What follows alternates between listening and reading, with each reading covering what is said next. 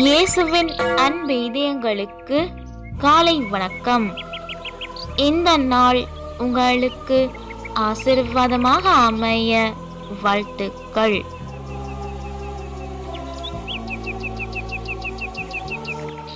இப்புதிய நாளுக்கான ஆசீர்வாத இறைவசனம் திருப்பாடல்கள் அதிகாரம் 91 இறை வார்த்தை 3.